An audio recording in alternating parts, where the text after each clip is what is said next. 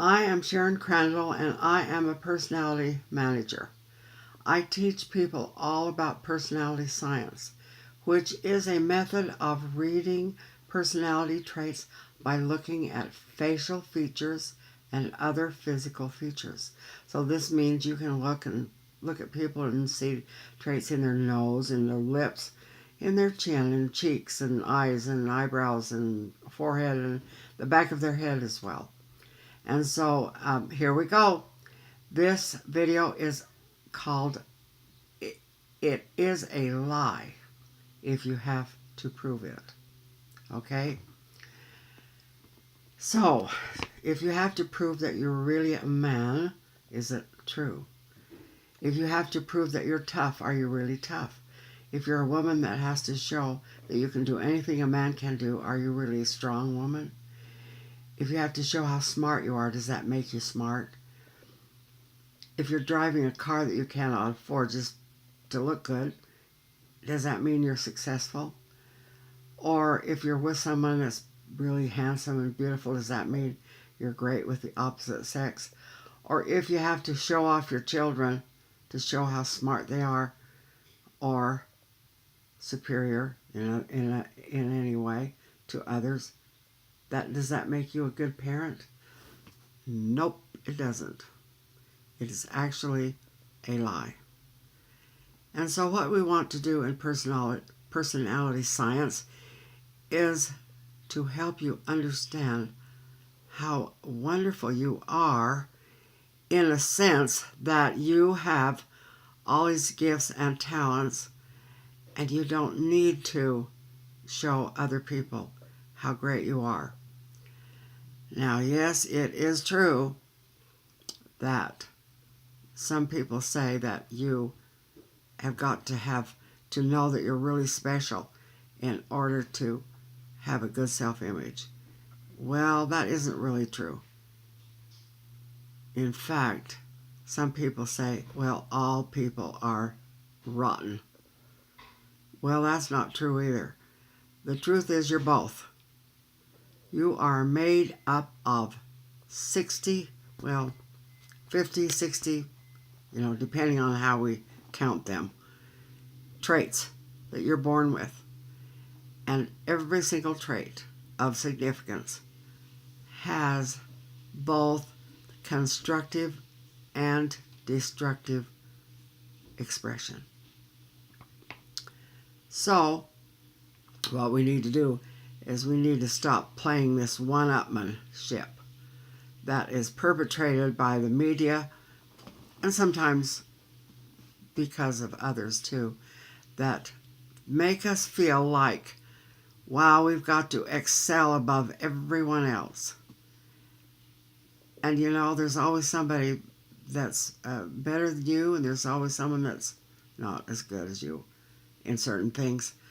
And so we need to look at the reality of who we are and our traits, and know that our traits are great, and then they also can be not very great, okay? And so we need to stop and understand about our traits and the potential that we have. Now, Edward Vincent Jones recognized the traits of ego, and he's the one that gave us this wonderful world of personality science. He someday will be recognized as a true genius in this field, because this field has not been accepted by the psychological community. But that's okay. And it's probably better that they haven't.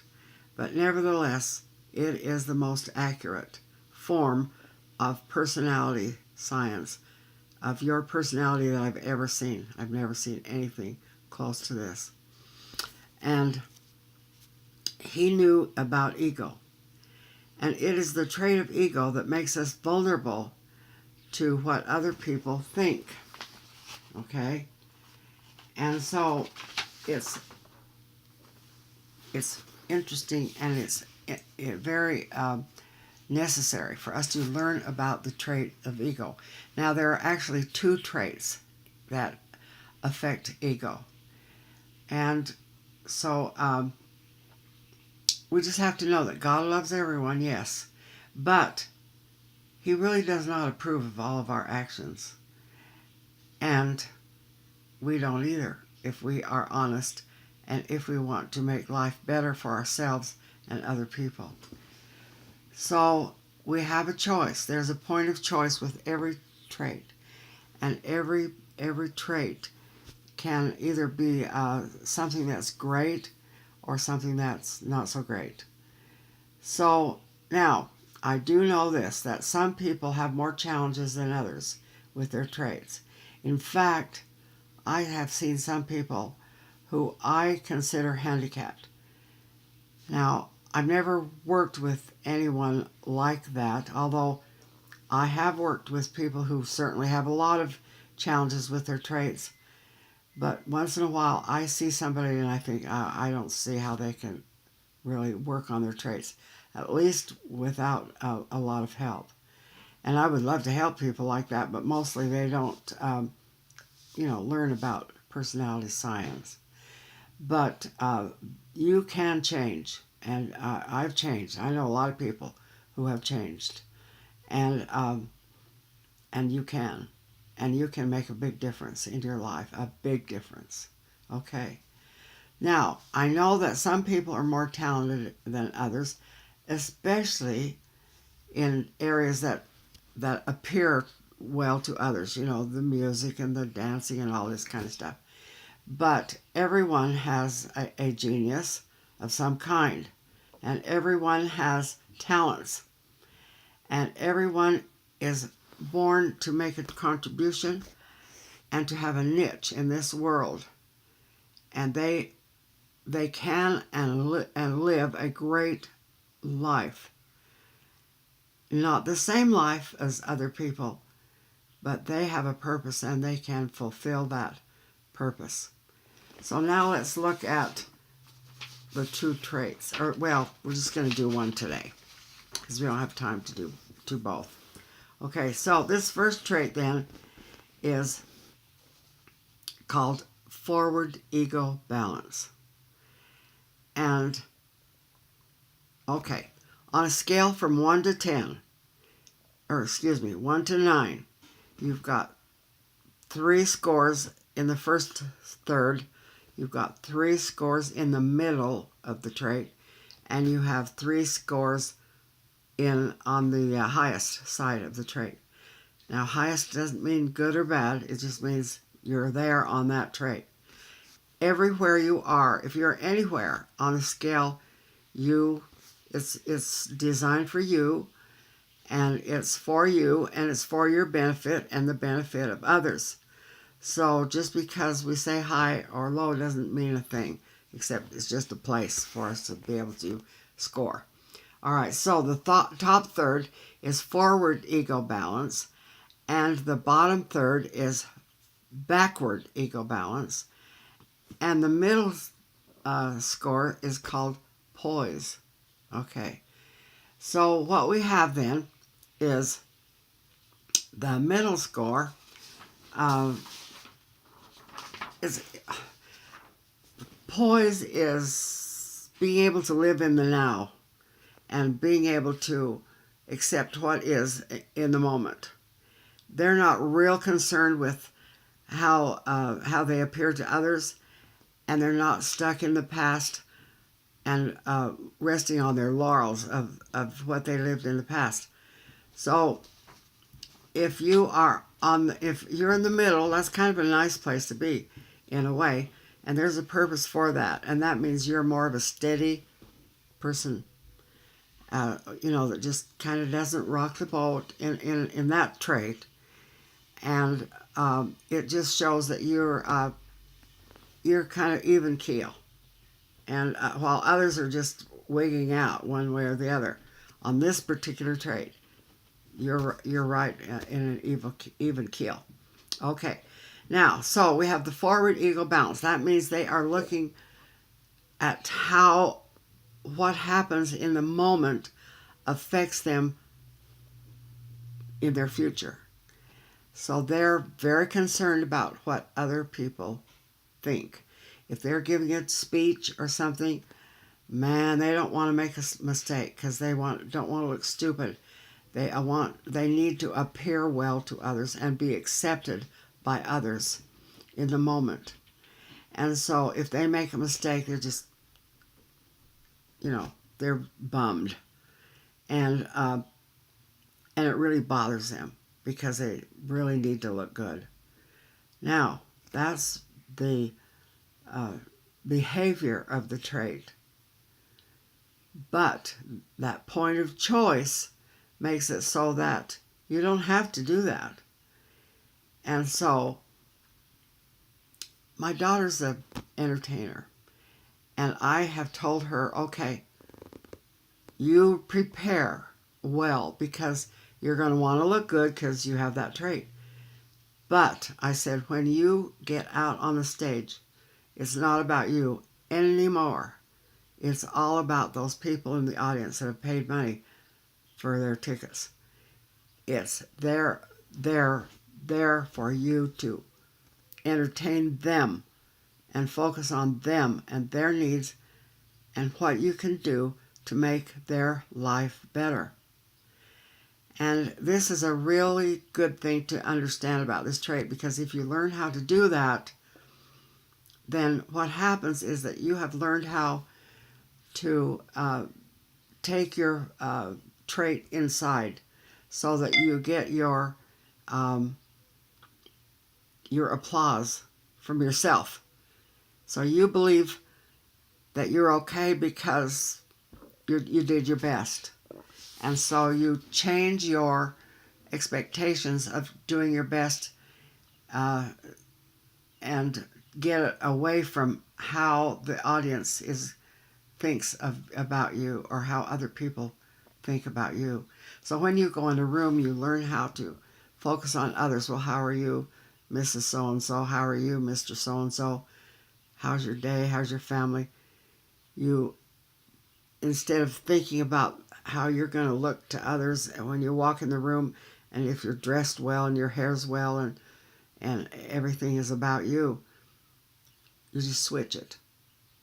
Now, you think that maybe that's a bad trait. It isn't, because we need people that like to shine and like to do things and in front of others and enjoy that. Now, this is a real interesting trait because there's a dichotomy with this. So there's a need to appear well and to shine in front of others. But a part of that trait sometimes is what we call anxiety. You can even have an anxiety complex because you're so afraid that you're going to screw up in front of other people. And so when you can get over that, I worked with a lady once that said, I always knew I was supposed to be the outgoing person, but I've always held back. That's why. Because you need to get over that need to look well in the moment. And then your happiness comes from within. This standard should be within you. If you feel like you've done your best, let it go. That's it. And learn to be aware of others in the moment, and know that your happiness has to come within anyway. You know people who are really high on this trait because it's never enough. They never have enough money. They never have enough power. They never have enough audience. They never have enough records they've sold. They've never had enough books they've sold. It's never enough. There's no satisfaction. And so it's important to know that this person is very vulnerable to the influence of the media and that other people telling you what you should have and what you shouldn't have in order to be successful, because that's just a bunch of baloney anyway.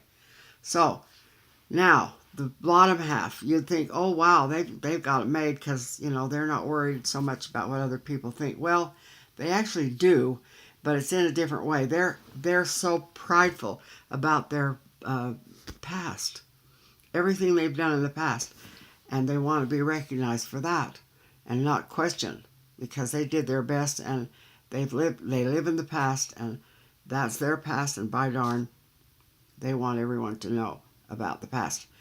And that's when they're really high. Now, whenever we teach a class, we're always teaching the extremes. But, you know, there are places in between, okay?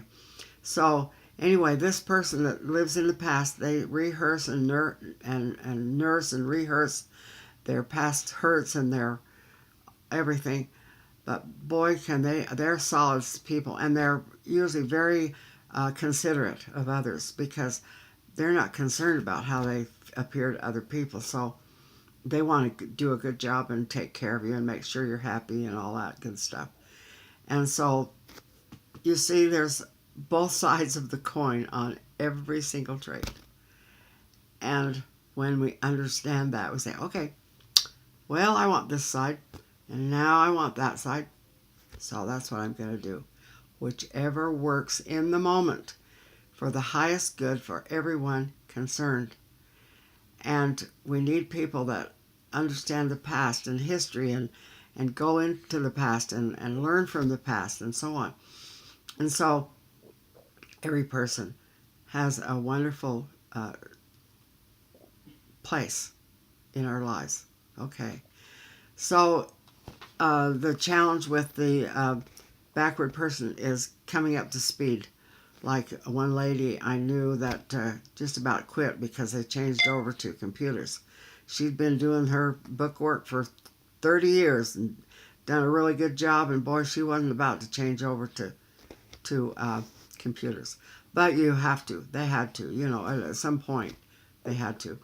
And so you need to learn how to take that gracefully and make those changes when you need to. And that's the trait. And you can see how it affects your ego in a lot of ways, in your past, in your performance, and everything. And so I ask you to think about how this might affect you and learn more about it, because you can't, these traits are like 2 hour, or at least a whole hour in learning, to really learn how all the ins and outs work with other people and with business and your health even, and a lot of things.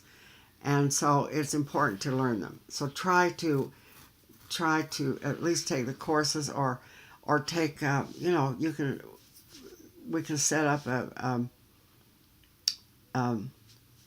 private session, and you can learn about how this trait might be helping, you know, affecting you and so on.